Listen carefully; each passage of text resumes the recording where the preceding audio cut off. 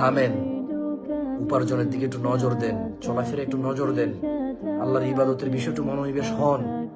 এমন পৃথিবী রেখে যাইয়েন না যেখানে আপনার বাচ্চা যদি নষ্ট না হয় তাহলে সুখ পাবে না, স্বাধীনতা পাবে না, স্বাধীন মনে করবে না নিজেকে।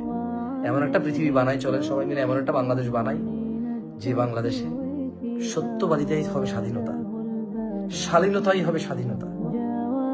এমন একটা বাংলাদেশ বানাই যেখানে দয়া হবে আমাদের সবার একের অপরের প্রতি, একের বিপদে অপরে এগিয়ে আসবো, লোভ লালসা হবে না, কাউকে বাধ্য করবো না কোনো কিছুতে, জোর জবরদস্তি করবো না, বিপদে ধৈর্য ধরবো, সুখে আল্লাহ শুকরিয়া আদায় করবো, হাই উদাস করবো না, বাচ্চাদেরকে মেন্টালি স্ট্রেংথ বৃদ্ধি করবো, যারা অপেক্ষা করে আল্লাহ সাহায্য আসবে।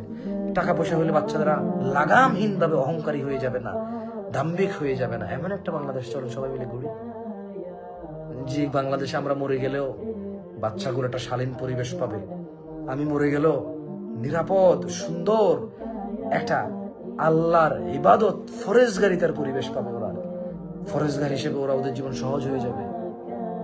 নাহলে তো আপনার বাচ্চা নষ্ট না হলে সুখ পাবে না, নষ্ট না হলে সমাজে মিশতে পারবে না। নাহলে যে বাংলাদেশ আমরা বানাচ্ছি এখন। আকুলু কাউলি হাযা ওয়াস্তাগফিরুল্লাহ ওয়া লিসাইরিল মুমিনিন।